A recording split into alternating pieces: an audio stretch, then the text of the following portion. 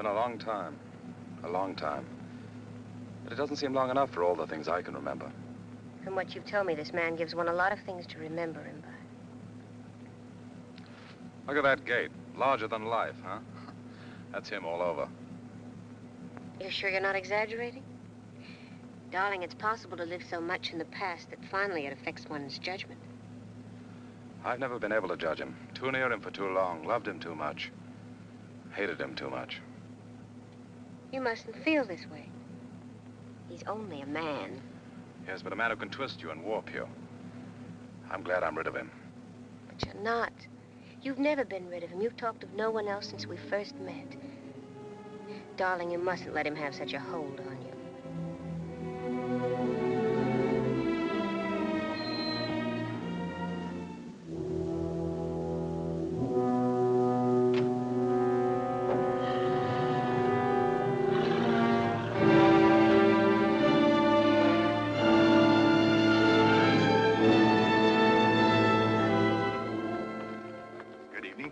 If you please, sir, may I have your invitation card? Of course. Yeah. Thank you. It's quite all right. I'll not announce you as Mr. Van Dyke is speaking. That way, sir. Thank you. I'm afraid we're rather late. An understanding of the functioning of various societies can be reached. Understanding of and sympathy for divergent cultural patterns are certainly basic to the attainment of our goal. Such a foundation, consequently, might, in its small but human and intimate way, serve the all-important cause of world peace. That's Van Dyke. My friends, I've enjoyed the battle of life, and I've tasted defeat. I've enjoyed the fruits of victory to the full.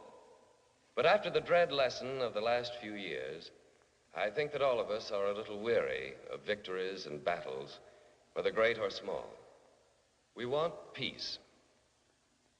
I may assure the Undersecretary and his colleagues from the State Department, I may assure our friends, the delegates of the United Nations, that I am not proposing to take over alone and unaided the functions of their great organization. I can offer only the peace foundation which I have described to you. It will need a home. Mr. Secretary and gentlemen, I ask your joint acceptance of this house and the 3,000 acres of ground surrounding it. The foundation will need funds. I ask your joint acceptance of an endowment fund of $25 million. Thank you.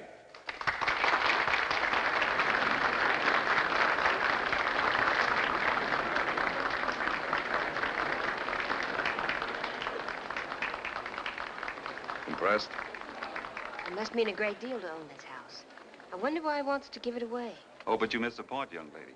It's for the cause of peace. Mr. Van Dyke wants peace. Hello, Lambden. Terry. George says it's taxes. Yes, being a realist, I've got it all figured out. To begin with, take the taxes on this place. I happen to know them. They're murder. Yes, but there's the 25 million. Well, it still has to do with taxes. George, you've got to learn to think on a bigger scale. This beautiful young lady knows what I mean in a word. Peace. Well, it seems to me any effort for peace should be praised, whatever the motive. It wasn't peace in the world I was thinking of. I was thinking of the peace within Woodruff Van Dyke's soul. Paul, which would you rather save? Van Dyke's soul or taxes? Taxes, every time.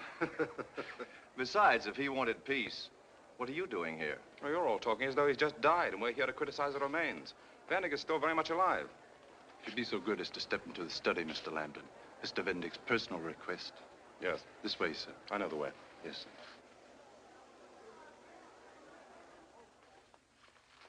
Those are the first businessmen I've ever met who are like what businessmen are supposed to be. George told you he was a realist.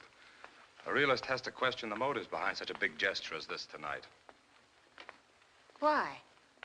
Why not accept it for what it is? A man's hope for the future. Perhaps they know Van Dyke better. Possibly a man can change. I hope you're right.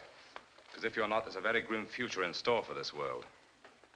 Vic, when a man believes in something, and it's a good thing, it's wonderful how his past can become his past. Really. Those men said Van Dyke wanted to save his soul. Perhaps he could, if he had your charity.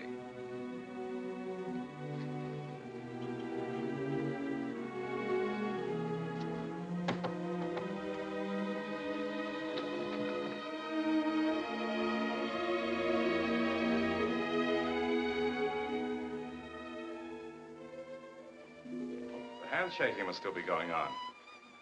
Oh, this is beautiful. That's his yacht, the Faraway. His press agents have been working overtime. They'd have you believe that on the stroke of 12, he leaves the house, steps aboard, and sails away. Nobody knows where. But he has to go away. That's part of his new life, don't you see?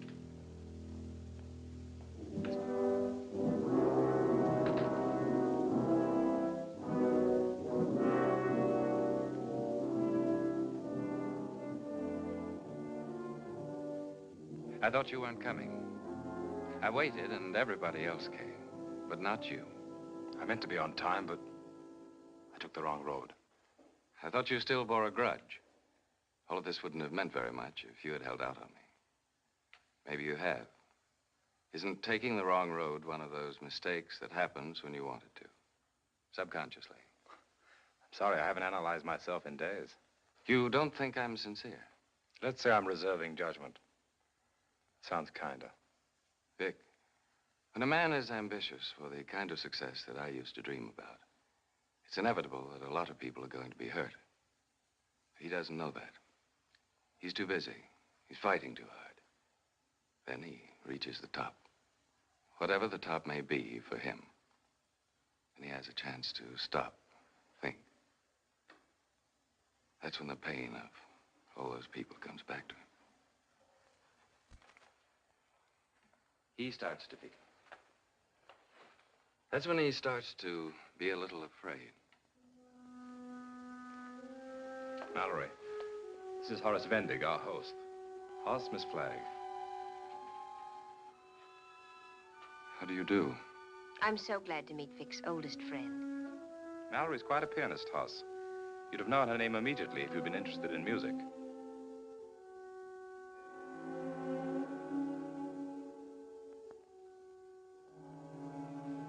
What's the matter? Do you see a resemblance? She's like Martha. I know. Are you related to the Burnsides? There's no relationship with Martha, Hoss. In a way, I'm sorry. Vic has told me so many things about Martha Burnside. What kind of things? Just nice things. What else could I say about Martha? Of course. No, it's funny, I do a great deal of remembering myself, but I rarely ever talk about it. We do go a long way back. Don't we, Vic?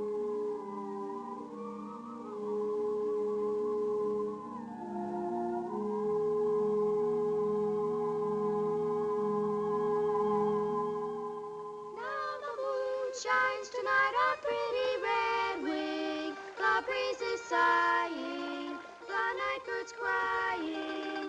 For afar neath the star the brave is sleeping, while redwood's weeping her heart away. Tough paddling. What would you say the current is? 5 miles an hour? 6? About 4. Huh, that's what you say. If you were doing the paddling, All right, I'll paddle. do it downstream. It's easier. Come on, that's not fair. I gave you best in swimming because you're the best swimmer, and we all know it. But I'm the best with a paddle, and you ought to let me show Martha. So I want that paddle. Look out, we'll be getting a bath.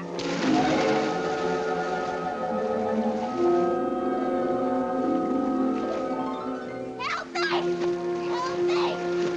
All right, Martha, I'll get you. Help me! Hurry!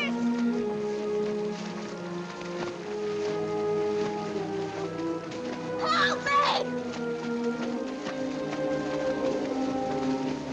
Help me! Help me! Help me!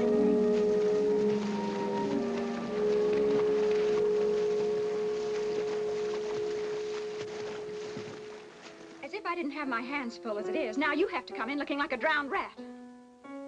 You're a Vendig, all right. Not caring that I have to work my fingers to the bones, teaching brats whose mothers I wouldn't let take in my washing when I was a girl. Freddie Atwood, you keep on with those scales till I tell you to stop. Look at that suit. A suit I paid $9 for that I didn't pick up in the street. help it, Ma. That's just what your father used to say when he came home with every cent of his pay gone. I'll make some money, Ma. I'll make enough for plenty of suits. Yes. He could brag, too. You talk about earning money. What do? Sneak off and go fishing. I wasn't fishing. Don't you lie to me now. What were you doing? Answer me! Did you hear?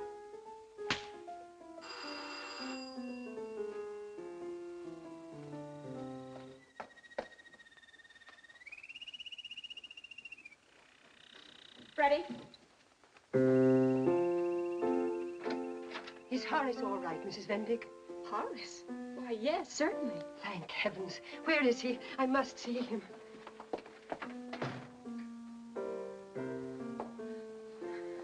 There you are, Horace. I'm so thankful. You brave, wonderful boy. It wasn't anything, Mrs. Burnside. What's all this? What's Horace done? Why didn't he tell you?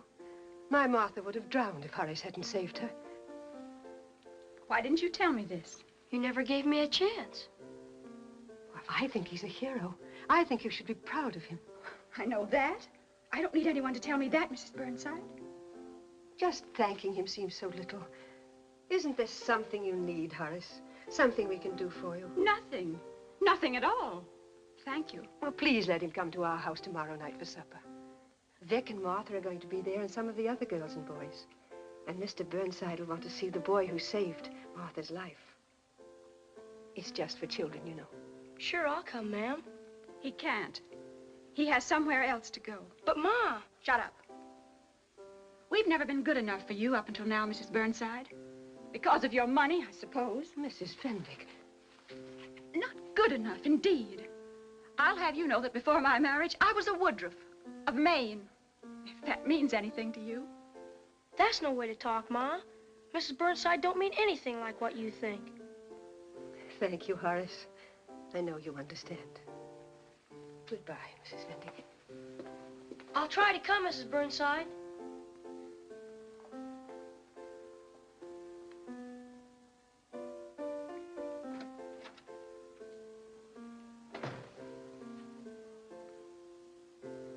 Horace, come here.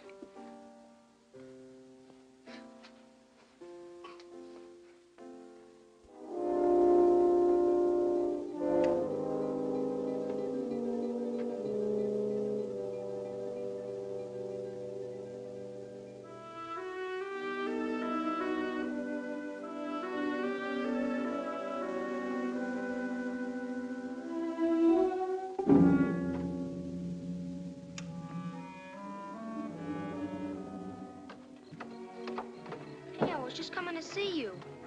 Say, you ought to have been with me when I took Martha home. You ought to have heard Mr. and Mrs. Burnside when we told them what you'd done. Aw, drop it. What's the matter? Nothing. Where are you going? Waterfront. What for? Not to see your old man. Yeah? Oh, boy. Can I come with, Hoss? If you want to.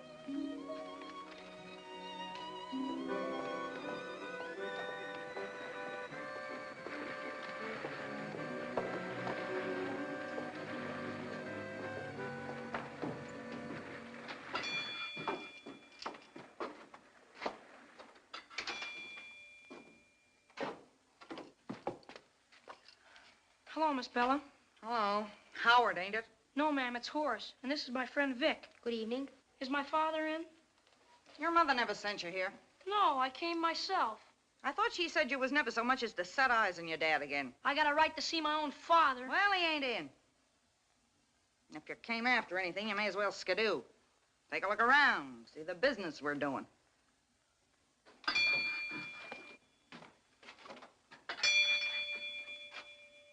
Well, look who's here. Horace, my boy. Hi, Bella. By the time you got back, did you lose your shirt again?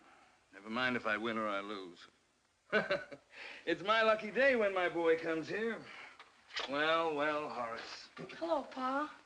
I see you've grown, eh? And you brought a friend. How are you? Pleased to meet you, sir. Yeah, I'll bet you've got an appetite, eh? Both of you. Light up, Bella. Let's make the place look cheerful. Now, boys, what'll you have? Chowder, chicken lobster, the best of everything, eh? Today I struck it rich. Order up, huh? No thanks, Pa. I just came to see you. I've already had supper, thank you. Hey, your mother, she know you've come? Oh, no. Only I wanted to. Miss your father, eh? That's nice. I'm glad to see my boy's got a nice friend like you. Thanks, Mr. Vendig. We've been friends ever since Hoss came to the school. Oh, that's fine. How's it coming, son? All right, I guess. Well, you have fun, eh? Play games, you go to parties? I could, only... Oh, it's like that, is it? That the best you got? It don't matter. I haven't seen my boy for 2 years. So you came to see your father even though you're not supposed to. Well, you certainly came on the right night. You know how much is in here? Must be an awful lot. Well, there's $58. Whew. And it don't smell like clam chowder. I got the right tip, see? And I made use of it. Let me tell you something, son. Opportunity knocks on every man's door once. Just once. I know. Well, go after it. Grab it with both hands. Don't let nothing stand in your way. Yes, sir. All you gotta do is figure out what the common people gotta have and grab it tight. Well, here's $10 for you. For yourself. For a real good suit. 3 for a pair of shoes. And a couple more for a shirt and some neckties, huh? Where do I come in? Don't make a joke, Bella. Give me that money. No joke about it. You owe me 4 weeks' pay. I promise you I'll settle tomorrow, eh? I'll wait outside, Hoss. Go on, get out. You can take your friend with you. Settle, eh? Out of what? You owe me 60, you win 58, and give half of that to somebody else's kids. Give it here, it's mine. Here, son, get out of this quick, huh? Come on, he's her kid, ain't he? Let her look Now, after Bella, him. I give you the stockings, the perfume. Come on, kid, give it here. Look, I got a chance to go to a real big house tomorrow. Go on, get out. Go home and ask your mother for a new suit. And as for you, I told you never to let that kid near me. If he ever comes here again, I'm through.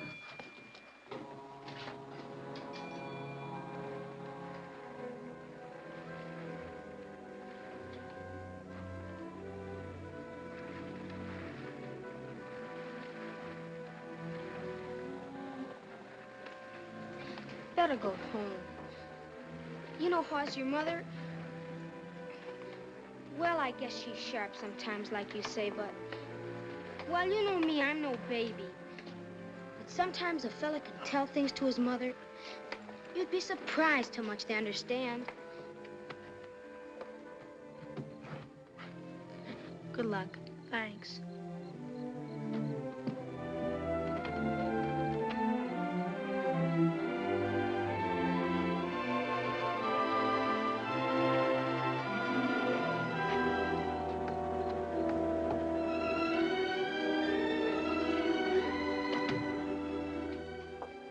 It's our last chance, Kate.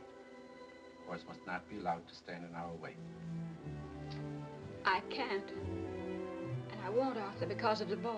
If we could take him with us, Kate. But as they say, no children. If his worthless father could look out for him. If only he had some relation. It's cruel. Downright cruel. There. Don't cry. Oh, Alfred. Dear one.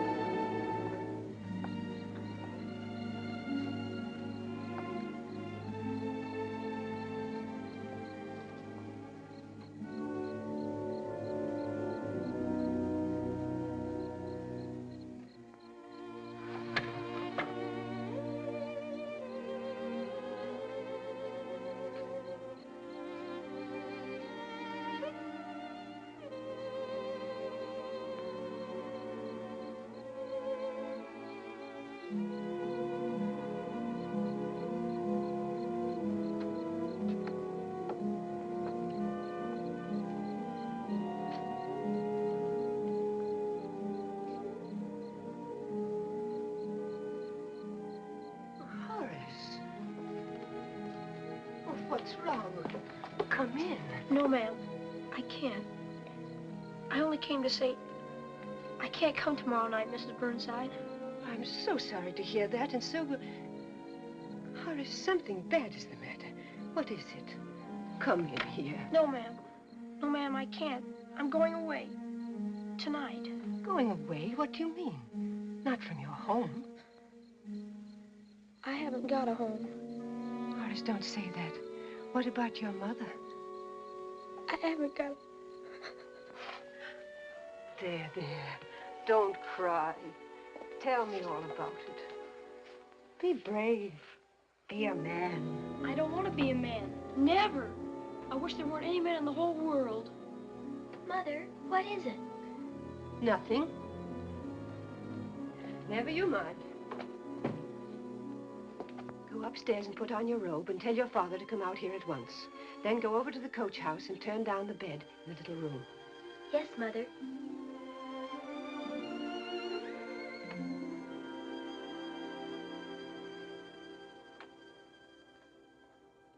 And Mother said this was to be your home. And Father said he'd see you through high school and into a real good position. All because you saved my life, Horace. He says he can never do enough for you.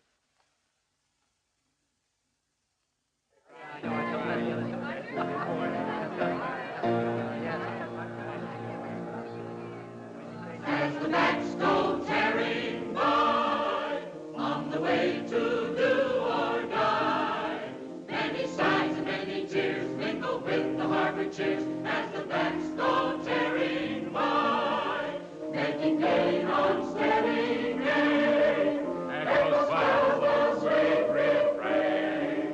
Darkness going to win today, darkness sure to win today, as the backs go tearing by.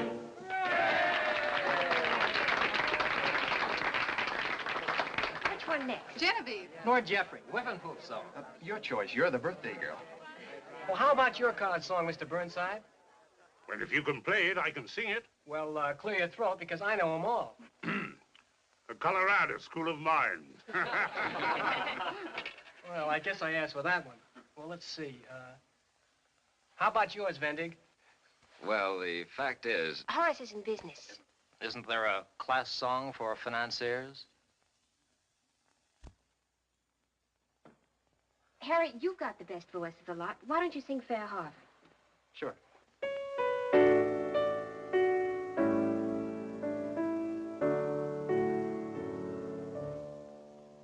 Fair Harbor, thy sons to thy jubilee throng, And with blessings surrender thee o'er.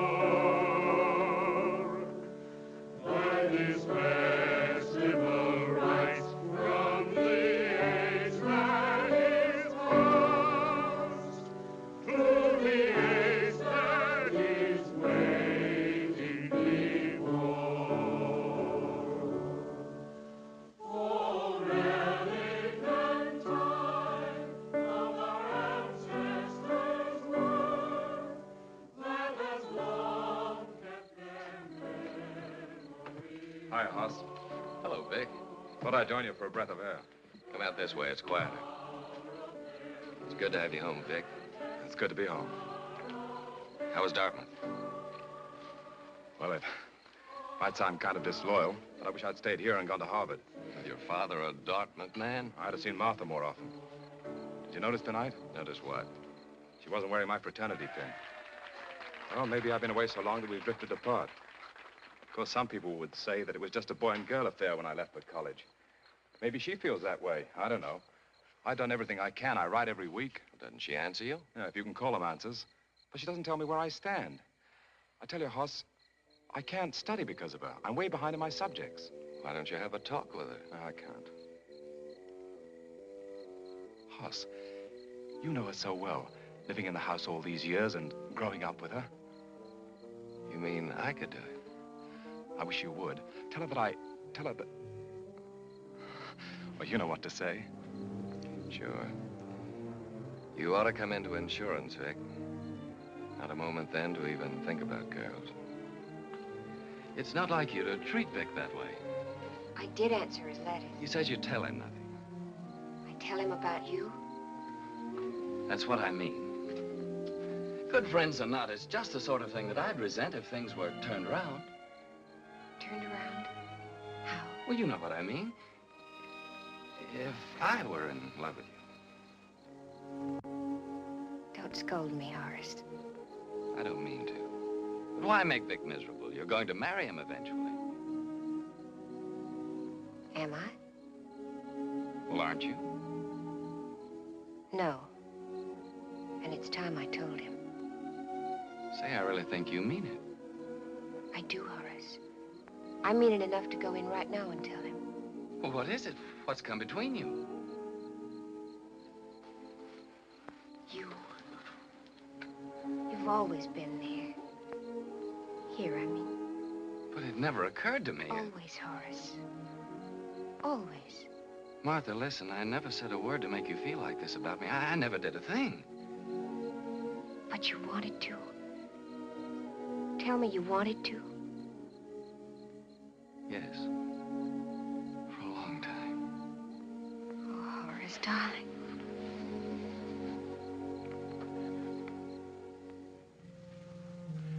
And I was thinking of transferring to Harvard. Well, Hoss, it's a case of the best man wins. I guess you're it. Say you're happy for us, Vic. Promise me you'll see us often. Cross my heart.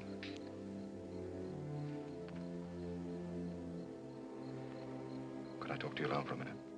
Of course.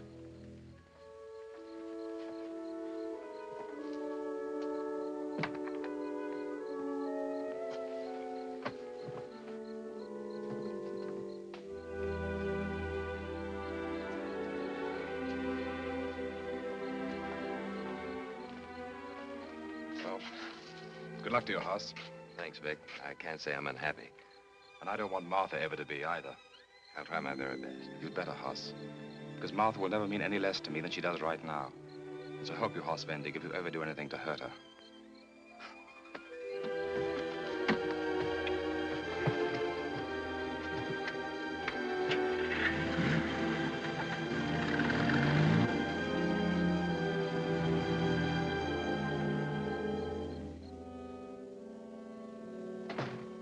Horace? Yes, sir.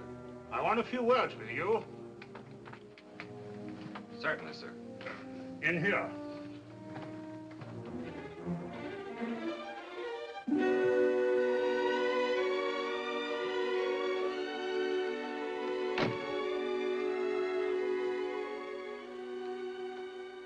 Sit down, Horace. Thank you, sir. I've just sent Martha upstairs. She just told her mother and me that, well, she says you're engaged. Well, I'm glad she told you, Mr. Burnside. On her 18th birthday. You're not too well settled yourself. Mr. Burnside, I've loved your daughter ever since that day on the river. Uh-huh. I'll ask the firm to transfer me. There's an opening in Pittsburgh. In times, you'll forget all about me. What kind of talk is this? Well, as I understand you, sir. You misunderstand me, Horace. Well, Mr. Burnside. It's time to cut out the Mr. Burnside. Isn't there a shorter word a man has for his father? Father-in-law? Well, thank you, sir. Dad, huh? Yes, sir. Well, there's a lot to consider. You've been at the Shawmut Indemnity, now let's see. 2 years next month.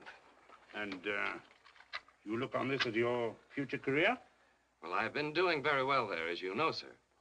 Dad. But if a man's going to provide the sort of home that Martha ought to have, he's got to have a college education. Oh, these days it certainly means a good deal. It's an idea, quite an idea. I have a little put by. You have? Is it anything much? Just over 300.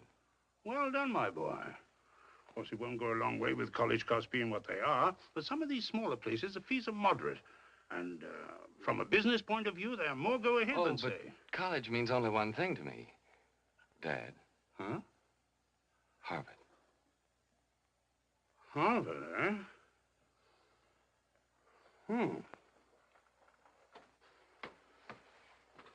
It's a good school. Oh, it's more than that, sir. It's a good investment. Can you get yourself entered this fall? You mean it? Well, if I could find an opening to work on the campus. Oh, no. I look on this as an investment, Horace. I'm not a wealthy man. I may have to have a little talk with my banker, but this is for you and Martha. And I want you to go through college on the same basis as Vic and Walter and the rest of them that were here tonight, and to come out ahead of them. I'm 2 years behind. You'll catch up. You've got the brains. You've given me the kind of home I never had. I can't ever repay you. Not another word about it. Make your arrangements. You can keep your room on here until you get yourself settled at Cambridge. Martha, Florence. Ah, there you are. Well, Horace and I have come to a little understanding. Daddy, I'm so happy. Horace, don't build your house with keyholes. A man can't ever plan a surprise around here. Well, you have no surprises for me. Huh? Yeah. Spread up.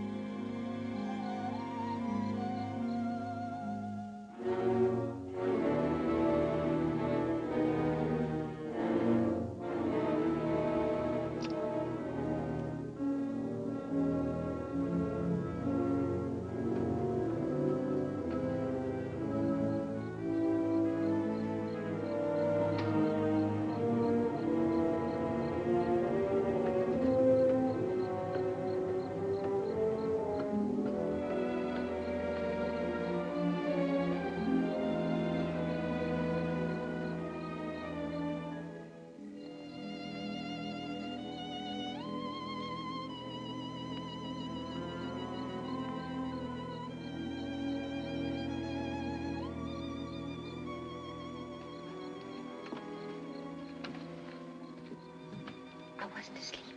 I could see a light was on. It's 3 in the morning. I know.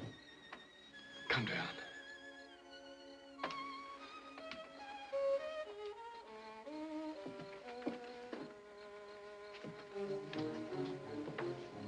Come out here. What's the matter? You've been walking up and down for hours. I couldn't sleep. I feel... You ought to rest. Because tomorrow, Harvard. Yes. It's not wrong for us to be here at this time, is it? You think so? Not if you feel bad. Not if you need me. What is it? Is it because you're going away from me? Maybe I'm going away from everything that's any good. Only across the river. It's not far away. You'll be home every Sunday. I don't know. There's something inside me. Martha, it makes me do things that I don't know. Why are you trembling? That night at your party, when I asked you. You remember? Yes. Always.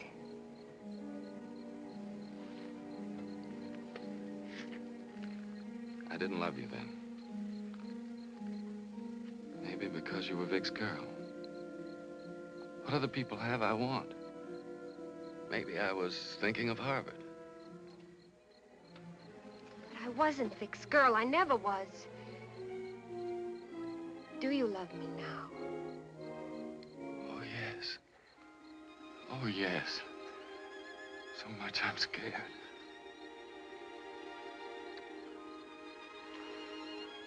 But, darling, what of? Myself. The harm I could do to you. And to me.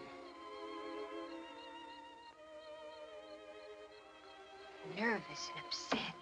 That's why you're talking this way. I love you, but... I love you. But if the time should come... It won't. It can't. Let me hold you. Love me. All my life.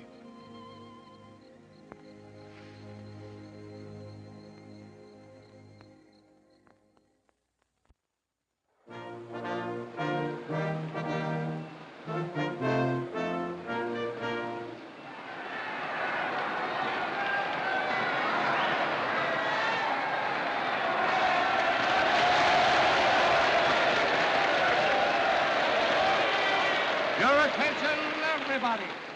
The last event on the program, the freestyle relay, will decide the winner of this meet. Representing Harvard, Luce, Wright, Bennington, and Vendig. Hooray for Woody! Woody? Who's Woody? If you don't know the name of your future son-in-law, it's Horace Woodruff Bendig. I still like Horace. So do I, but here they call him Woody. Good enough. Murphy, Anderson, McGinnis, and Tuschinski. So that's your great Woody Bendig. I tell you, Sue, Woody's going to rank with Charlie Brickman. Fennell and McKinney.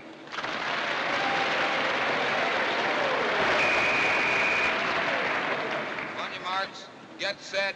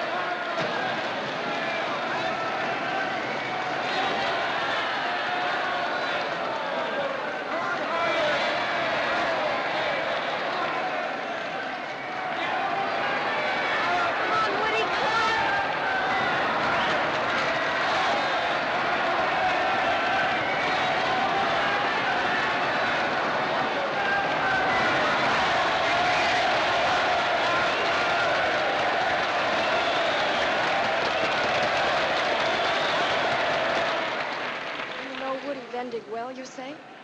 He sits right in front of me in the economics class. 3 times a week, that is. Well, then what's to prevent your asking him to have supper with us? Well, maybe he has another date. You'd better do it, Brad, or I'll march right into that dressing room and ask him myself. Oh, all right.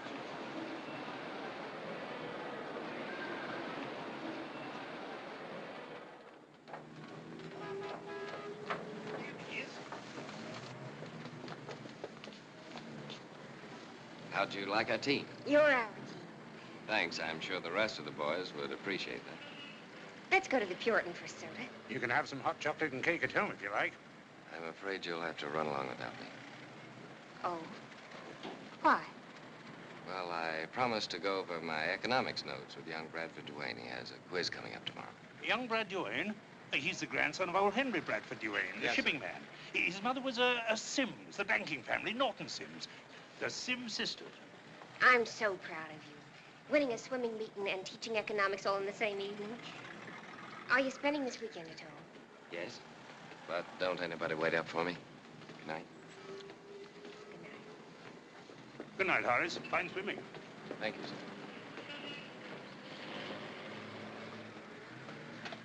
There you are, Woody. The car's right up the street. Oh, good.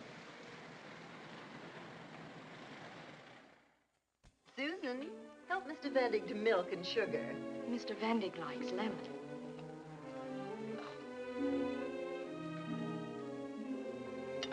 Thank you, Susan.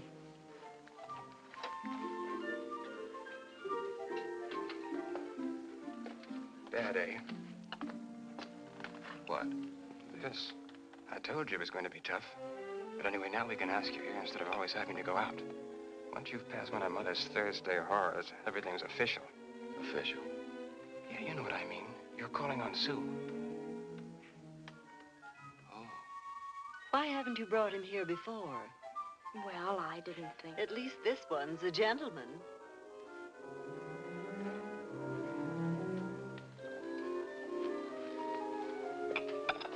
Mother likes you, Mother likes you. That's because Mother's a peach. The acid test is Aunt Libby. And here she comes. What do I do? What do I say? You don't do anything. If she likes you, you'll find it out.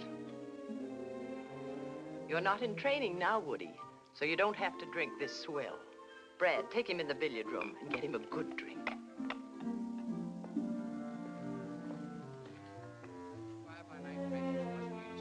You've arrived, Mr. Vendig. Fundamental principles of sound economics. Rail, shipping, and steel, those three, the backbone of the country's economy. And that's precisely what I told Mr. Harding. Excuse me, Uncle Norton. This is Woody Vendig. He's at school with me. Vendig? Yes, sir. My uncle, Norton Sims. Mr. Sims? Mr. Bigelow, Mr. Prescott, Mr. Abbott, and Mr. Wiley. How do you do, sir? Yes, some of our clients, as I suppose some of yours, are interested in these recent aircraft issues. An interest I very firmly discourage. Well, personally, I wouldn't touch them. Too unstable. Liquidations, mergers. Yet I hear there's a house been organized to deal in airplane stocks exclusively. Oh, it's incredible. Financial suicide for them and a fraud perpetrated on their customers. Oh, but they're very responsible people, Mr. Sims. Latimer, Hilton, and Morrissey of Detroit. They've just underwritten a $4 million issue of Gleason biplane 5s at $10 par. Oh, that's Morris. No, just a moment. Go ahead, young man. The books were closed on Tuesday the 16th with the issue oversubscribed. And on the curb market today at closing, the stock was quoted at 12 1/8. Oh, maybe something in these flying machines. Keep me informed. Thinking of the brokerage business as a career? Well, that depends. Some of these new firms that are forcing their way onto the New York Exchange, I'd just as soon join a bookmaking concern. Bookmakers. That's it. Exactly what they are. But I suppose the class of investors in the market today don't really care about that. So you've noticed that, too? Oh, yes, sir. Anybody with 10% of the price of a share on the curb market. Even my tailor. It'll be bootblacks next. Mr. Sims, I've learned a great deal in the last hour. Been a pleasure. Let me see, what's your name again? Vendig, sir. H. Woodruff Vendig. Woodruff, eh? My mother was a Woodruff from Maine. Banking people? No, sir. Fisheries and lumber. Oh, yes. Well, I mustn't detain you. Oh, well, just a moment. If you have a morning this week, say any time after 10, I'd like you to come in for a talk. Oh, I'd like very much to, Mr. Sims. Good night, sir. Good night.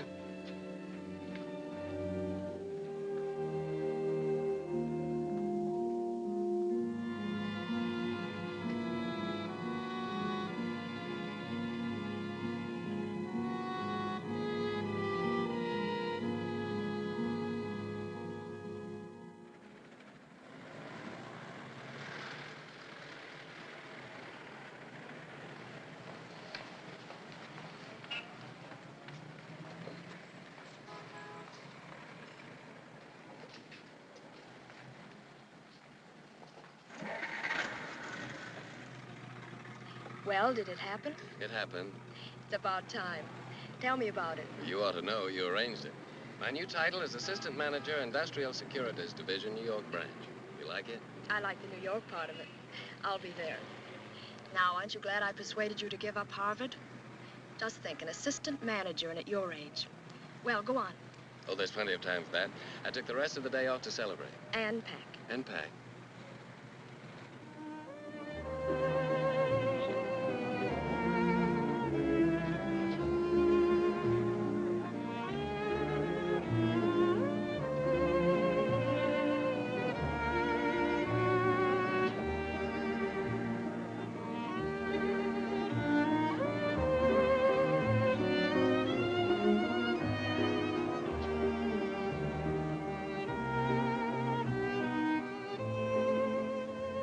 So we're engaged. Yes, but secret as the grave. I don't see why. I'd shout it to you. So would I if I were the one with the money. Have it your own old-fashioned way. I'll be in New York by the 1st of the year. We'll have fun.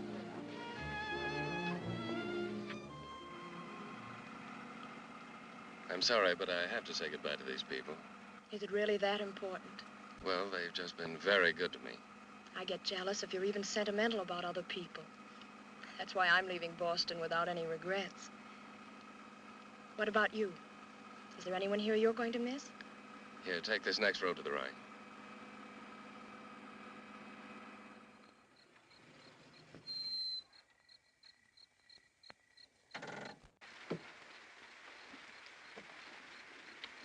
Good night. Can't I wait for you? No, you drive on home. I'll call you the first thing in the morning.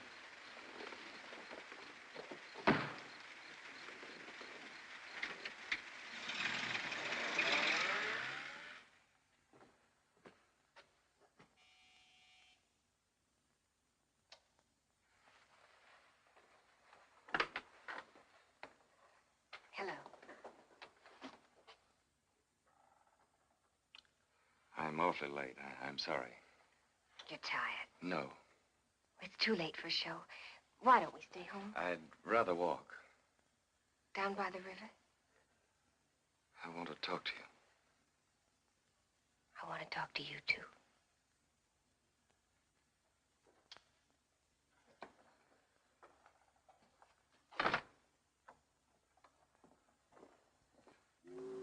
Anyway, they decided I deserved a boost, so they made me assistant manager of a bond department.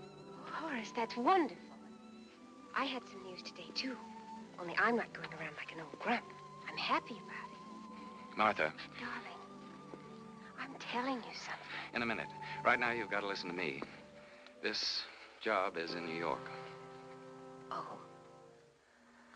Well, I like Boston better, but if I've got to tell you straight out. You won't be with me. Not if we're married. Don't they pay enough? They pay very well. But there I'll meet the right people. I'll begin to make deals on my own account. I'm going far, Martha. And fast. And alone. I can't be with you. Because you don't want me. I shall never want anybody else. But I can see the road I've got to travel. I can see where it leads. I can see the sacrifices I've got to make. And I'm the first of them? No. I am. You love me? You really love me, and yet you can turn your back on everything Yes, that we... I've got to. I haven't any choice. I've got to. I stole you from Vic. You might have been happy. I tried to tell you that I wasn't any good for you, but you wouldn't believe me.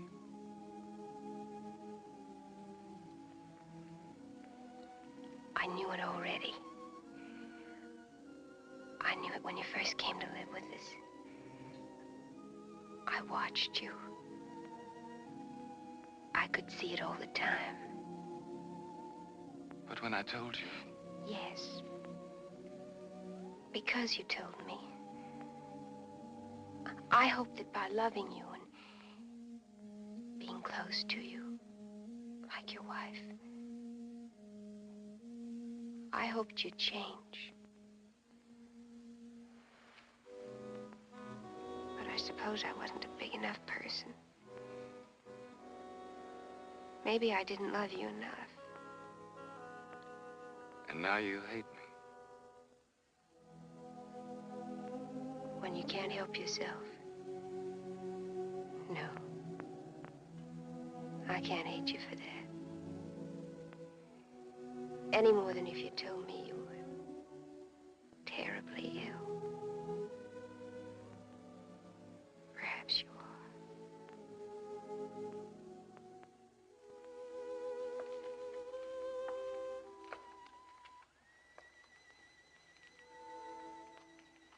If you want to know,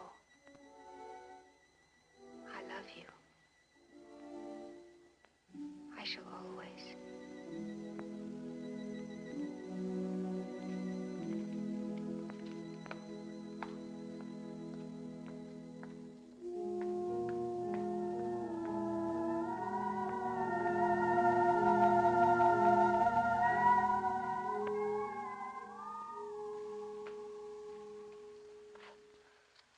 I'm sure you manage most of your affairs more cleverly than that.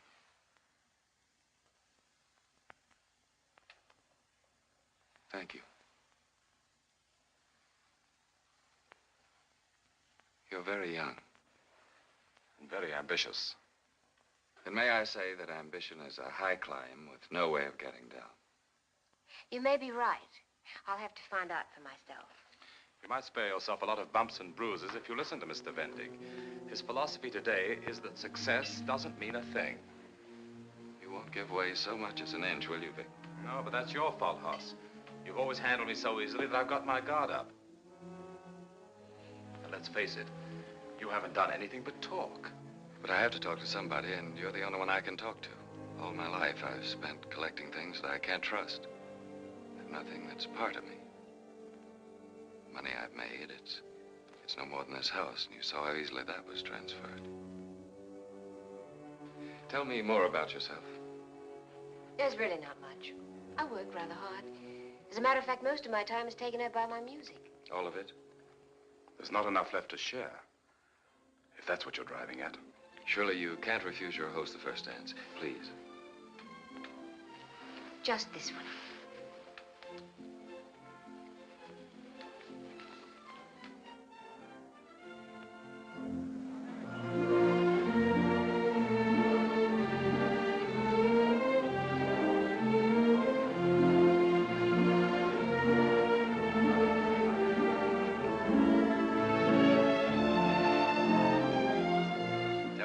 Vic to be congratulated? Don't you want Vic to have cause for congratulations? Yes. Up until 10 minutes ago.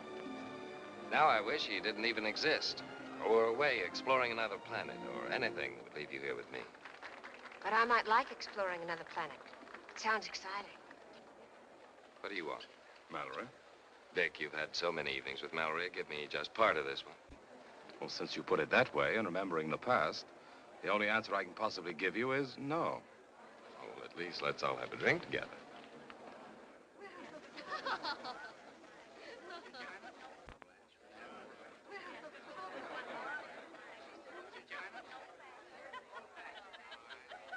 Old-fashioned martini.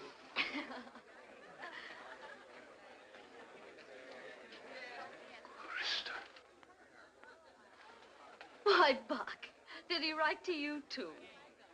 He wants to make his peace. Me before anyone, I'd imagine.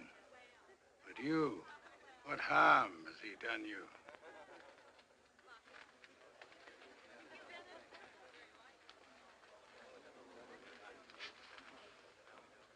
You're coarse, Krista. Did he do that to you? Your hair was pure gold once. Now it looks like brass. Fool hairdresser of mine uses a hard rinse. Don't stare at me, Buck. You make me nervous. I remember the day. I don't want to remember any day. I came in here for a drink, and And you found a memory. What else are we here for? But to remember. Sit down. No, Buck.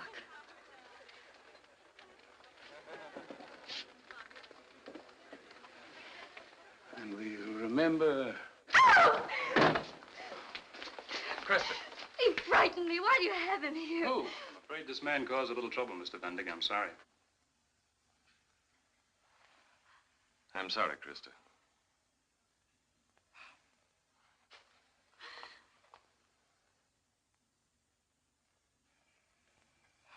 There must be some fun here somewhere. I'll have him escorted out. No. Mr. Mansfield is my guest.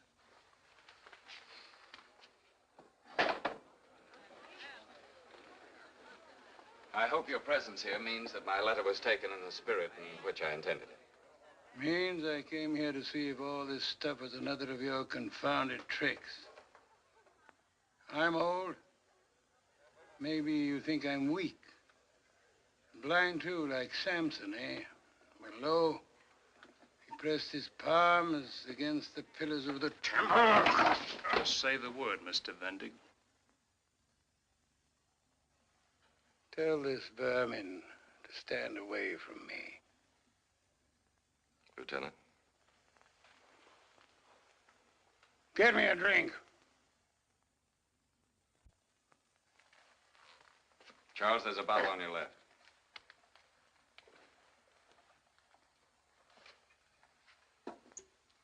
Mr. Mansfield, you introduced me to a lot of things.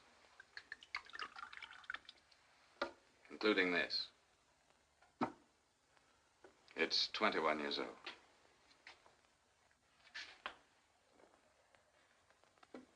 Sorry.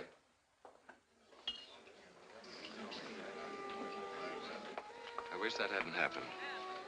A man doesn't go very far in life without leaving some rag ends behind him. Who was that? That's all that's left of an emperor. Now he's just an old man who's lost his money and his wife. Since his wife was all he lived for, I suppose he's dead. I understand you do put a little corn and oil on his grave, occasionally. Doesn't that help? It's still a grave. We can quarrel, we often have. But the only time we ever split, it was you who forced us into it. I know. Maybe we should have stayed that way. Perhaps I didn't know when I was well off. Vic, I've never turned my back on you. It was you who turned your back on me. Vic, it's wonderful to see you. Thanks. We've a lot to talk about. Of course. And the first is, how was South America? Oh, it makes New York look like a one-room apartment. There's air down there, space. Wherever you look, you see the sky. It's the new frontier house, maybe the last one. Did you ever think of that? There are fortunes made every day. You ought to be coming back with me. This stinks of ledgers and stocks and bonds. Come down there and breathe. Did you ever get within grasping distance of one of those fortunes? My poor misguided friend. See, observe. This little bit of paper is known as a bank draft. Would you read it to me? $300,000. My partners and I split a cool $1 million. Not bad pay for a few years' hard work. Well, when do we leave? Sorry, Vic. It's not enough. No, I didn't think it would be. I also think, Mr. Vendig, that you want too much. There's no such thing as too much. You didn't make a fortune, Vic. You were well paid for your work, that's all. Fortunes are made here on Wall Street. Sure, sure. Who's the young lady? Her name is Susan. Nice. I like old-fashioned names. Susan, Ruth, Prudence, Martha. You've grown very devious, Vic. You're not being very straight from the shoulder yourself. Did you expect me to believe what you said in your letter, that she turned you out? If ever a girl more obviously threw her heart and soul at someone's feet... You do that very neatly. I've become a wicked old man. Martha has two very good eyes and intelligence. It didn't take her long to realize that there would always be a struggle between our love and my ambition. Well, she was right. I can say that for her. Why didn't she tell me? A letter, even a postcard. She knows I love her. I don't know. Pride, maybe. I searched everywhere for her. She seems to have dropped out of the world. I stopped off in Boston on the way here. Everything's changed. Martha gone, Mrs. Burnside moved away, the old man dead. What? Didn't you know he died? No. No, that's wicked news. He was like my father, Vic. You mean no one wrote to you? No one told you a thing like that? Hoss, what happened between you and the family? Just because it was Martha... very painful for all of us. I had to make a clean break. There's one thing you've got to remember, Vic. I loved her. Of course. Don't pay any attention to me. I'm not only a wicked old man, I'm a suspicious one. I don't care what you are. You're fine with me. Thanks. Well, I'm glad to see you're doing so well for yourself anyway. H. Woodruff Vendig Incorporated. Sounds big. Are you going to marry the young lady? Why? Well, when a man keeps a girl's picture on his desk, it usually means...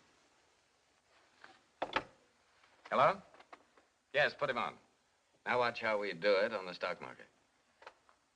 Hello, Mr. McDonald? Why don't you take my suggestion and let me go before the board of directors personally? The prospectus I sent you only gave the bare figures. I see. Yes, I understand, Mr. McDonald. Thank you, sir. Goodbye. Well, Vic, where were we? The man said no. Yes. And a big operation, Vic. A chance that may come only once in a man's career on Wall Street. But Montgomery Trust, that's the bank in which this McDonald is one of the chief stockholders, can't see it. But that doesn't make sense. I may be only an engineer. For an engineer, the interesting thing is not where I'd get the money, but what I'd do with it. Have you ever heard of the Mansfield Utilities Empire? No? Am I ignorant? Its polite name is Delta Bond and Share. It's an independent utilities company that exists in the shadow of one man, Buck Mansfield. A crazy fabrication, this utilities empire. It's one strong man overriding a lot of weak ones. Drunk with power, capricious, whimsical, thinking his will is nature's law. But that's a monopoly. What holds it together? His personality. And right now, I'm beginning to wonder just how long that personality will stand up under pressure. Pressure? From you, Hoss? You're dreaming. Of course I'm dreaming. The same dreams you had when you went to South America. Vic, this Mansfield is holding up communications, power, the very gas that a farm woman needs to cook her meal. And you need $250,000. Oh, 300,000 to be exact. It's nothing compared to what his holding companies represent. But Vic, this is David and Goliath. Hoss, I'm with you. How far? My 300,000. I believe in power, and I believe in people. And it's my job as an engineer to bring the two together. My partners and I, we took in electricity, and we made poor people rich. We built bridges, and we turned enemies into good neighbors. Vic, we've been marking time for years, just for this moment. This buys you a partnership. You know what we're going to call it? Call it what you like. We'll free the power. And start the mill trolling. Put prices within reach of the smallest farmer. Right. Come back around 6 o'clock, Vic. I'll have the papers ready. Fine. I'm going to like working with you, Hoss. You're all right.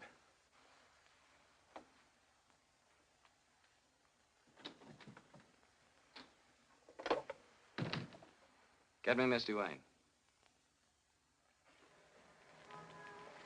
Hello, darling.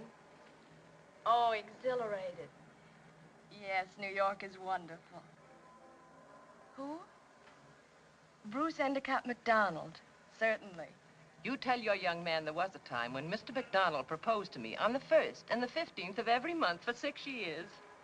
She knows him very well, darling. I want Aunt Libby to make a date for me with McDonald anyhow, anywhere. But it must be for tomorrow. And this is very important, darling, because it's going to decide when we'll get married.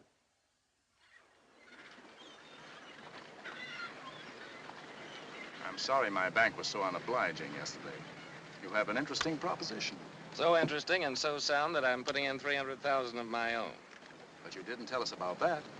I just don't like doing business with people who believe my word has to be backed by collateral. You're very proud. Yes. I don't mean that as a criticism, but doesn't this rule hamper you? It never has, and if it ever does, I still won't compromise. Bruce, if I lose one fish because of your chatter. Let them talk, Aunt Libby.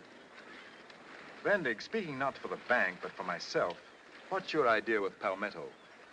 What would yours be if you had just acquired the largest single block of voting stock in a company? Eventual control? Control with a purpose. The rates in Palmetto's territory will stand a 15% increase. Can the people pay it? Where else will they get power? There's no competition. Vendig, I'd like to join you. If you mean that, I'll tell you how you can participate. I've taken an option on 50,000 shares of Delta Bond and Share at 20. What's the price of admission? You put up $500,000 and I'll give you 20% of Palmetto. I like it. Beat you again. Too bad, Mr. McDonald. We'll do better with Mansfield. Excellent whiskey, Mr. Mansfield. Yes, just old enough to vote. The wine of the country, my friend. Bourbon, the name given to kings, and whiskey, the kings are gone, the liquor remains. Shall we resume? Energy like yours, Mr. Vendick, is no doubt much to be admired on Wall Street between the hours of 10 and 3. But in this house and in this climate, well, allow me to say it approaches the vainglorious. It's after 3 now, and as much as I appreciate your hospitality, I should have been on my way back to New York when you sat me down to lunch. Ah, speaking of lunch, did I mention that the crayfish for the bis was taken this morning out of the stream on this property? You did. Now, if you wouldn't mind checking over my figures. Oh, no need to, Mr. Vendick. I have rather a good memory for figures. And names as well. Particularly when they are linked with financial operations which may affect any of my enterprises. But mine are not likely to affect you as adversely. It would amount to a sort of junior partnership. I have only one partner in business as in life. But go ahead. 400,000 shares of Palmetto Light and Power, which I, my company, Vendig Incorporated, hold under option, represents a controlling interest in that company, which I am willing to yield along with 50,000 shares of Delta Bond and Share. Which you also hold under options at $20 per share. I see you get around. Aye, very rarely. Since my Delta stock does, I like to be aware of where it is and what it is doing at any given time, as though it were a pet. Mr. Mansfield, it looks as though your pet had my collar on it. Are you positive of that, Mr. Vendig? Just confident.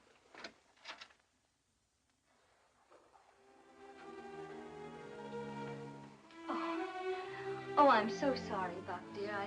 I was going to show you my new frocks. Sorry? Why, darling? I'm delighted.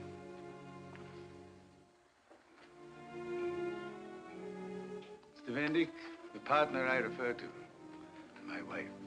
How do you do, Mrs. Mansfield? How do you do? I never would have barged in like this if I'd known we had a visitor from the north. I'm very flattered. But Mrs. Mansfield has had the visitor since before lunch.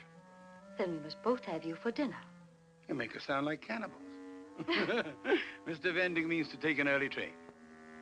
Yes, I'm sorry. Please ask me again.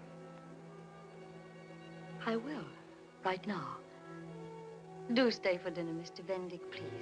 I may suggest that as she represents another 48% of Delta stock, Krista can outroot you. If I may try your telephone again. Of course. You may have repaired the line by this time. Excuse me. How do you like this one, Buck? Darling, it's exquisite. I love to see your little feet.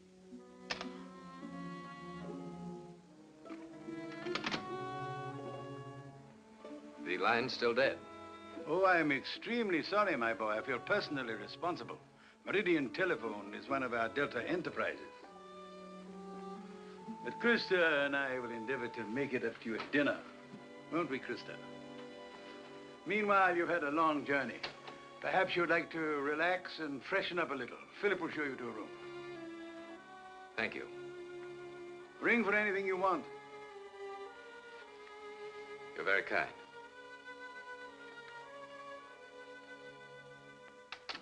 Well, my pet, what do you think of our handsome young visitor? Oh, I don't know, Buck. What's he here for, anyway? When you and I are so happy all alone.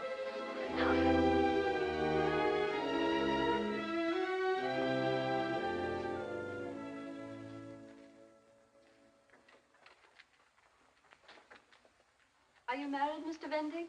Not yet. Then I'm sure you must have the pick of all the beauties in the north. Oh, I'm afraid not. Perhaps because I'm too much interested in business. I'm sure one of them will change your mind. I might like that. To sum up, Mr. Vendig, let me see if I remember. For your two options, you want 20% of Palmetto back, a presidency in that company, and a seat on the board of directors of Delta. Your memory is perfect, Mr. Mansfield. And if I decline to yield, what grim alternative do Krista and I face? Poverty? Despair? The most I can threaten you is that you'll have some concern. I've analyzed Palmetto's prospects, and after another year of operation, it will be eligible for additional franchises. Admirable, Vendig. I wish my own industrial engineers had been as thorough. What do you think, Krista? Oh, you know how little I know about these things. I am prepared to make a counter offer, Vendig. Cash settlement for your options. My options cost me $800,000. You can go ahead from there. Ahead, Mr. Vendig, ahead. Oddly enough, I was retreating.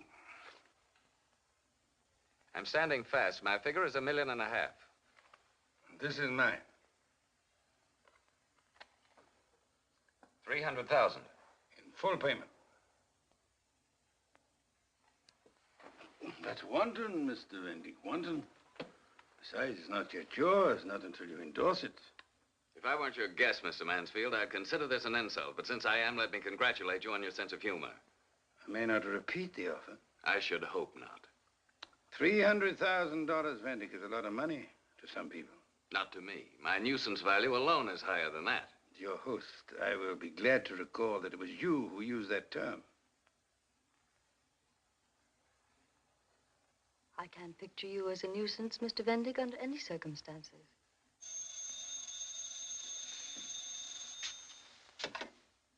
Mr. Mansfield, resident. It's Mr. Hilton calling from Atlanta. Yes, Hilton. Huh? Yeah. What? A raid? A raid, you said? Yes. Good. All this old business. Of course. And I wanted so much to talk to you about New York, Mr. Vendig. Yes. I go up there next week for shopping. Of course, there's nothing I'd like better. Good. Thank you, Hilton. Oh, yes, and my compliments to Mr. Haskell. Meridian Telephone. Good night. What are you doing? Reducing a nuisance to what it is actually worth. A rimless zero. How can you talk that way to Mr. Vendig? It's very neat. A dead telephone, a dinner party. I regret to tell you, Vendig, some southern pool of stock market gamblers have raided Palmetto stock and torn a few gaps in debtor as well. So you rigged more than the telephone. They've hammered Palmetto down to 2 and Delta to 16. You don't seriously mean to pick up your option $3 million on stock that has a market value of $1.6 million? I see I have a great deal to learn. Yes. This is an expensive academy you've come to for your first lesson. About you, I mean. May I use the telephone? Mr. Haskell arranged it that it operates only on incoming calls. Are the trains still running north, or did you rig that too? No. Roberts is waiting to take you to the station, where you must send a telegram of, let us say, condolence. Are you sure you don't own the telegraph company as well? Let me see. Oh, no, I don't. I made a present of that to Mrs. Mansfield. Remember, my boy, the next time you go hunting big game, don't use a cap pistol. Fetch up the heavy artillery, or try from ambush. Thank you. I'll remember that.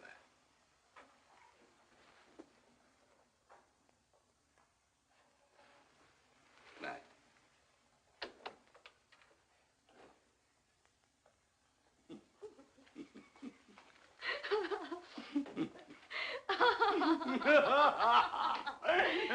Oh, wonderful. The man knows everything about us. He has sources of information that are like bulletins from a ticker tape. There's no doubt he has us in a corner. But, Mr. Vendig, let us hope this is only the first round. He's left us without a move. I feel trapped. Not a case of nerves, Mr. Vendig. Certainly not. It's just that I can't see an opening. We have one. We can exercise our options. Where would we get that much money? Montgomery Trust? It'll be a little difficult, but since I'm an important stockholder, they'll probably listen to me. You mean that? Yes. Mr. McDonald, there's only one way I can justify your confidence, and that is to bring off my part of the scheme.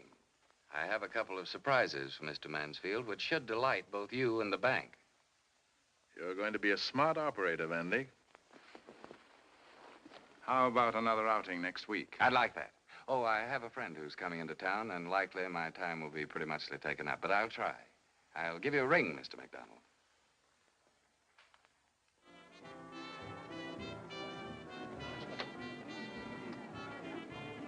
Good evening, Mr. Vendig. Good evening. Lady's waiting for you.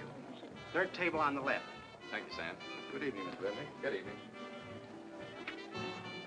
Good evening, darling. The usual? 2 champagne cocktails. Sorry I was so late. Keep you waiting long? A minute is too long. That's another thing I like about you. You make me feel so important. You are. So important, I can't wait to be with you always. Darling. It was a little difficult getting away this time. There have been too many of these shopping trips. Buck doesn't guess. No. It's just that he's so possessive. He wants me with him all the time. I don't blame him. I hate going home to him. I hate the thought that he might find out. But, darling, you mustn't be afraid of him. I'm not afraid. I feel so guilty. But, darling, that's ridiculous. He can't hold on to you as though you were a piece of property he had bought. But I am. That's just it. I am. You're going to forget your whole life with him after we're married. Darling. I knew your strength from the first moment. That's what I hate. These speakeasies, this hiding in corners. So do I. But we have to go slowly. Darling, Buck's got me in such a tight spot. I know. McDonald has every cent he can raise behind me, but it's not enough. Buck keeps holding that stock down. We're overextended. I've been thinking about it for a long time. I can help. Hello, darling.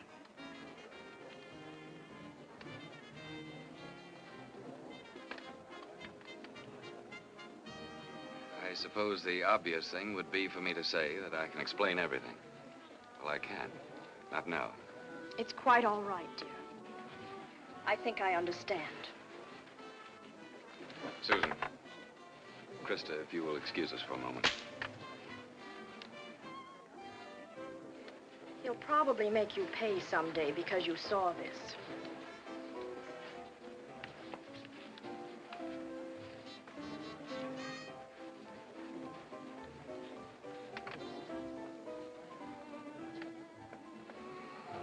I imagine this is no time for clever remarks. It had to happen. I'm just sorry you were here. It doesn't matter, darling.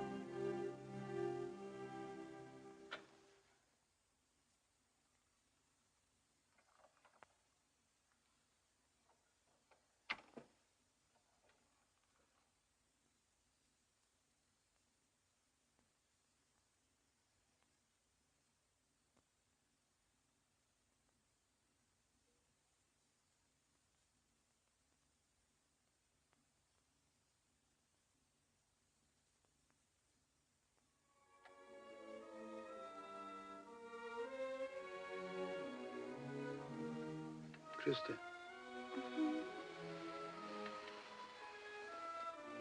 Darling.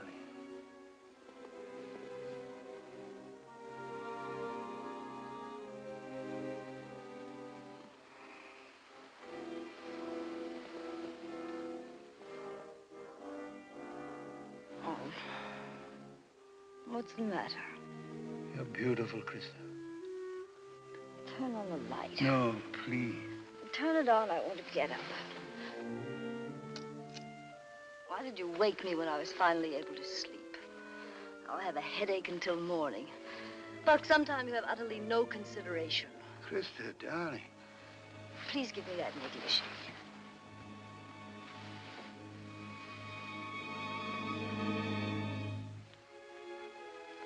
And don't hang over me. I don't want to be touched. Not even by me?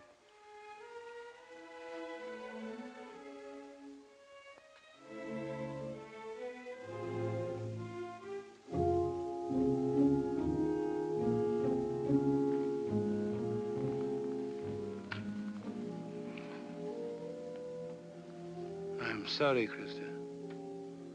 But I love you so much that sometimes it just wells up in me and I can't control. You understand, don't you? Yes. I don't expect you to love me as much as I love you. How could you? And yet that's the very thing that frightens me. I want to build a cage around you. A cage of gold and precious stone. That's exactly what you've done. I've been in a cage ever since you bought me from my father, along with this land and the other chattels. Darling. What is it? I've offended you. No, you haven't offended me. You'd rather die than hurt my feelings. Yes. I know that. And you've a collection of French tapestries. You'd be ill if something happened to one of them. I don't know what you mean. Yes, you do. I don't want to be a collector's item.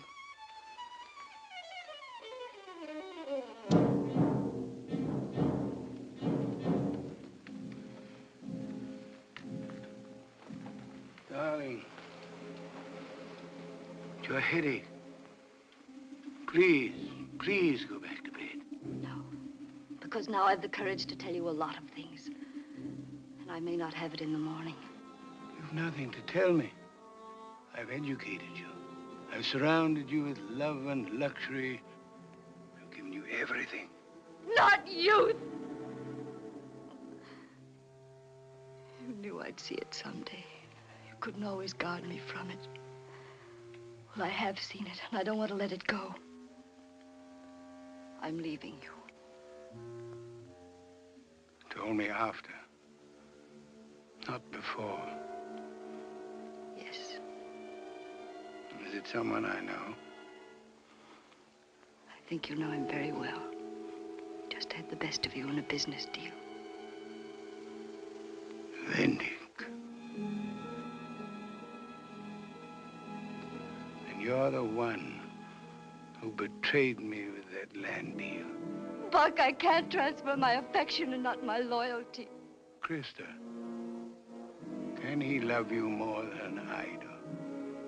Can he give you more? He can give me youth, life, the things I've needed. You know what he's like. You can reach up and pull his hair, and he laughs and fights back. He's fun, he's alive. He's like me. Do you think you could keep me now? Look! Look! Look at it now!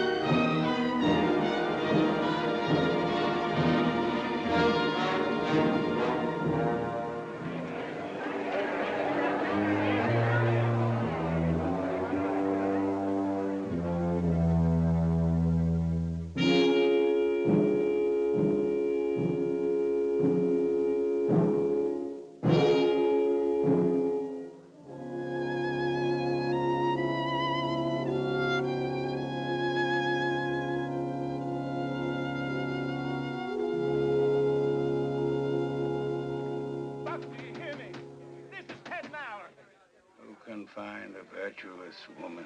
Will you please sign this power of Prices far above rubies. The heart of her husband trusteth in her. She doeth him good, not evil, all the days of her life. Will you please sign this power of And all her household are clothed in scarlet.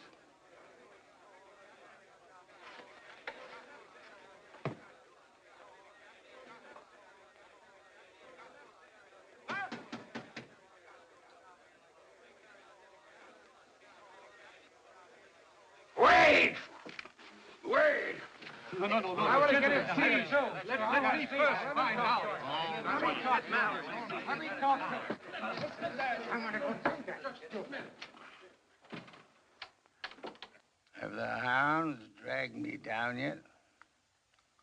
How do we stand? If you sign over every control you have, you may yet save some of the board of directors. It's a little too late to save yourself. Here's the proof. Never mind. Touch of happiness in your voice is all the proof I need.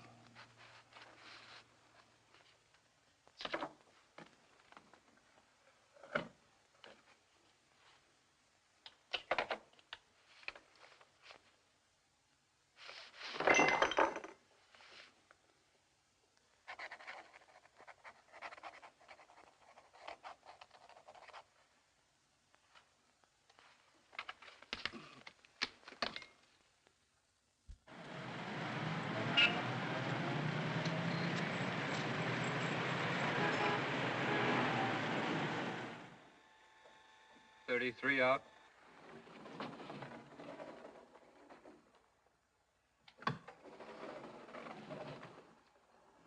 Well, hello. Hello, Krista. How is Paris? Friendly, Vic, very friendly. That must have been nice. 44 Vendig Incorporated. Your floor, Mr. Lambden. Thanks. A very warm sort of homecoming. So many thousands of people down at the pier to kiss me ashore, I couldn't find my own husband. He's quite preoccupied these days, Krista. The market's in a bad way. Be sure to be with him on Judgment Day, Vic. He'll need you to plead his case.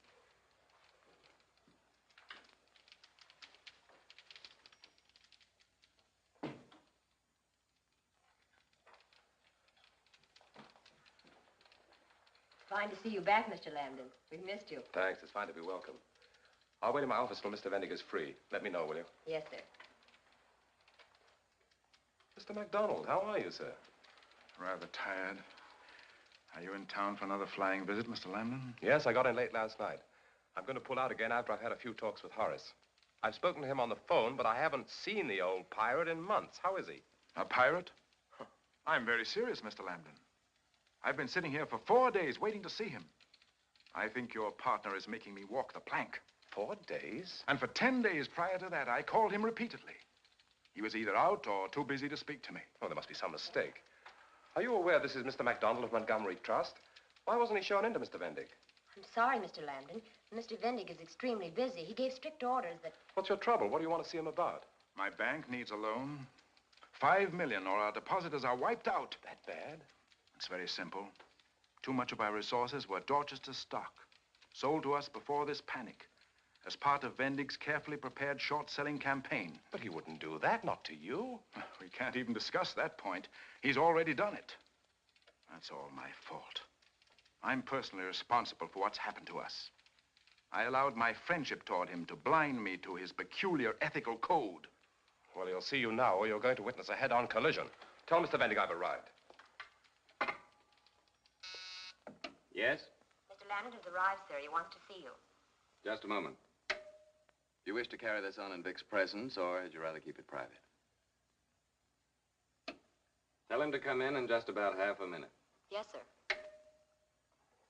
You've already told this to Vic. I could see it in his face. As a matter of fact, I haven't told him a word. Now, let's see. Where were we? Oh, yes. You were in Paris. That boy in Paris was nothing but a protege. He paints divinely. I thought of a very pretty speech of your own in which you said people with no creative talent ought to help those who have it. Krista, are you trying to appeal to my sense of humor? No, you never had one. I asked you to come here because I don't intend for you to go back to the house. Everything that belongs to you is ready and waiting. As soon as you've checked into a hotel, let me know, and I'll tell my lawyers where they may serve you. And with that, may I consider myself dismissed? If you care to put it that way. Oh, and without even the customary 2 weeks' notice. Don't try sarcasm on me, Krista. I might pull out your Paris record. How did you expect me to behave? Like a woman who had a husband she loved and respected? Have you given me a better life than I had with Buck Mansfield? I left him because I needed you. Wasn't it logical that I should leave you for the same reason? Quite. And you have. What have you given me in the 5 years we've been married? From the first moment you weren't kissing me, you were kissing 48% of Delta Bond and share. Vic, just as a matter of curiosity, and because I happen to like you, what do you think about our divorce? I'm sorry it had to happen. And you never said a word about it. Not even to Vic. You just had to lie about it, didn't you, darling? Poor thing. You can't help it.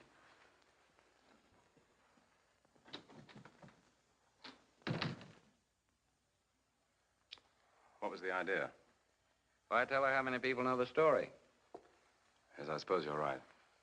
Well, if you trap me so easily, I feel like a fool. Was it very unpleasant? Naturally. Don't you think I have any feelings? I often wonder. Hoss, since when does MacDonald have to wait outside for 4 days? MacDonald? Now, wait a minute. Don't say his name as though it was something holy. He's a businessman who wants a tremendous loan. Which we can very well afford to give him. Not without collateral. Collateral? That's why I don't want to see him. What's the point? Hoss, I don't understand you. Everything in this office, almost every good thing in your life was made possible by MacDonald's faith in you personally. It wasn't based on collateral. He didn't ask for anything but your word. He made Vendig Incorporated. Oh, no. I did. No, it was MacDonald and Montgomery Trust. You went to him for help a dozen times, and each time he gave it to you freely, without question, without collateral. Now he's come to you. Vic, why don't you stick to building bridges? The man wants $5 million. Very well secured. His bank is basically sound unless he goes under. If he does, you'll take with him every small depositor on their books. Hoss, I don't know what you've got against him, but think of those people. I will when I retire. In the meantime, I'm thinking only of myself. All right. I won't talk to you as a friend, but as a partner. A silent one, Vic. Hoss, don't joke while MacDonald is suffering out there. It's vicious. What are you made of, anyway? I'm an adding machine. And as a result, you're so rich you can afford a conscience. Well, I'm not that rich. I still need a lot more. My job is to protect my interests and yours.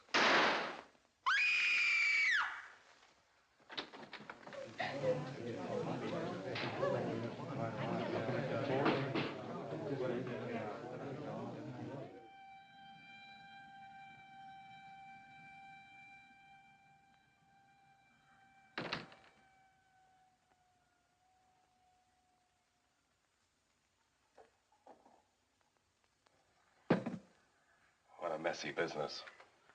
Have they taken him away? Yeah, just now. Complications when a man dies like that. Questions. Well, here's to you. Killer. Cut it out. Why didn't you put that gun to his head? Didn't you pull the trigger? I saved this company $5 million hard-earned dollars. Doesn't the fact that the man shot himself prove anything to you? He was a weakling. That's why I couldn't help him without security. I can't drink your liquor. It chokes me. Everything about you chokes me. Why did you pull him down, Hoss? Why do you pull down everyone who gives you a hand? Don't be a fool. How much respect do you think I have for myself, watching you at work and letting you get away with it while I share in the profits? You are a realist, that's all. That's my department. Well, let me tell you something. I don't like the people in your department. I don't like what they do. I don't like what they do to me, so I'm getting out. Vic! I need you. You don't need anyone. You're the only friend I have. And I hate your insides.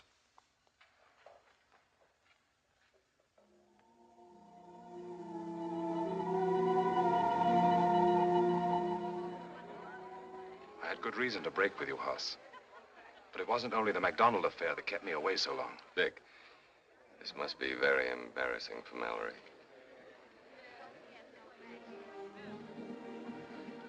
Will you dance with me, Mallory? Excuse us. Certainly.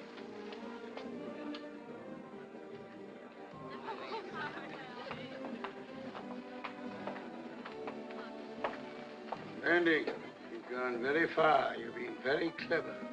No cleverer than most men. But every time I saw something I wanted, I did say to myself, this I must have. Yes, I underestimated you, Vendig. You know, that's the first tactical error I'd ever made. I'm sorry it had to happen. But I'm sorry, too. Shall we change places again?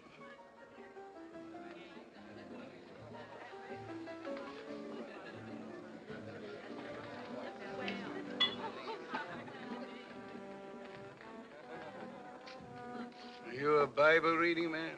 When do I get time to read anything? Art greatly despised. Pride of thy heart has deceived you. You whose habitation is high, who says in his heart, who shall bring thee down to the ground? Now you exalt yourself as the eagle, set your nest among the stars.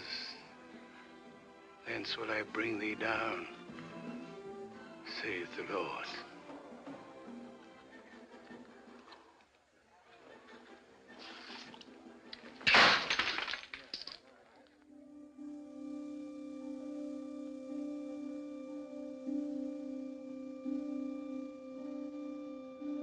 Mallory.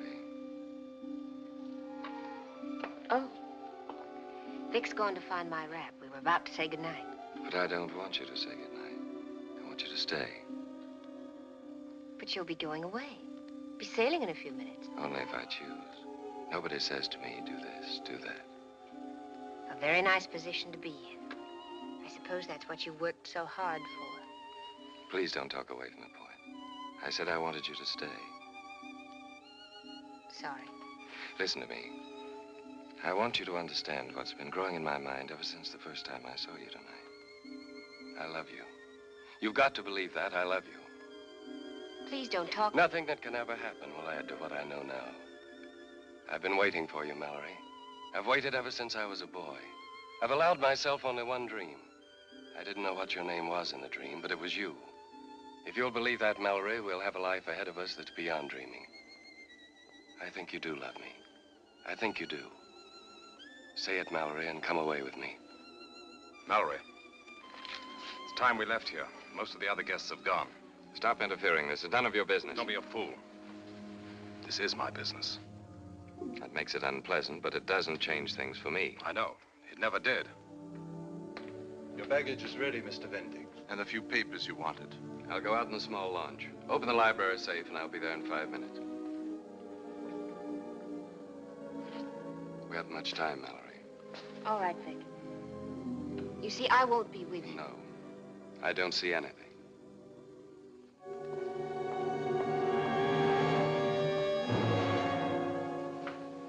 Let's go. The car's that way. I know. We're going to the pier. Why? I want to see him again. I want you to see him again. But we've seen him. We've looked at him for hours. That's enough. Vic, I don't know what you're afraid of. I'm afraid of losing you. And don't tell me I never had you to lose. I had. And he's not going to spoil it for me.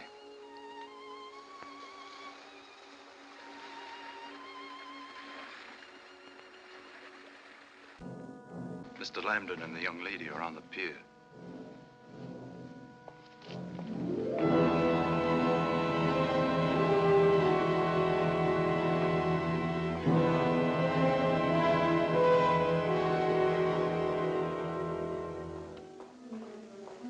He spoils everything he touches. He takes the life out of it and leaves it to rot. And it's not an obsession with him. He's made like that. But he won't see me. We'll hide if you like. What do you want to do? Gape at him, ask for his autograph? Vic, you're being difficult. And you're building a wall between us. Don't you understand that? Listen, let's go back to the car and get out of here. No. Mallory. Vic, dear, now I can't because you're so afraid. I've got to show you that you're wrong. He has no real hold on me any more than he has on you. And if I'm right? And you shouldn't want to keep me back. I knew I wasn't mistaken. I thought this is the way you'd go. Just as you are. Don't make any plans, Hoss. We came down to see you off, that's all. I asked you to stop interfering. You asked me to do a lot of things. For one thing, to forgive you. What did you think that would do? Change your nature? Get off this pier and off my property. You're in the way. Everything fits.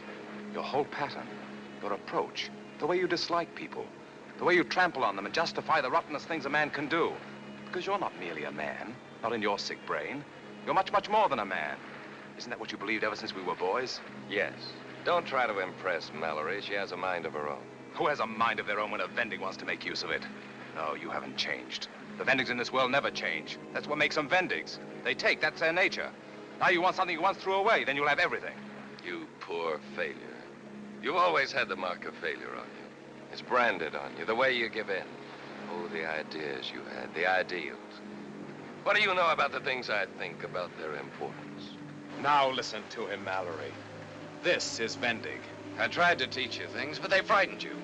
Nothing that's frightened can live in a jungle, and that's where we live. Mansfield. That was well put, Fendi.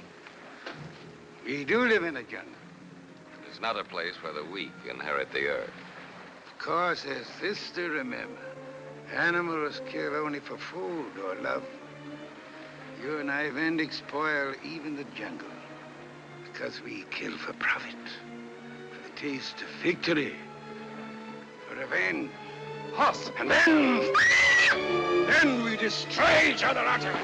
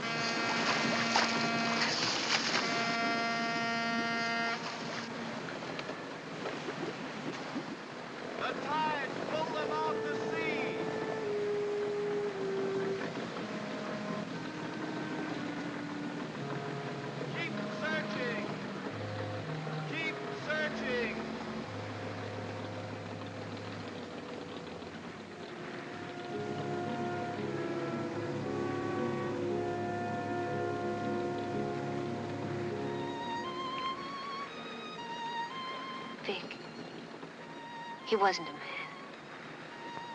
He was a way of life.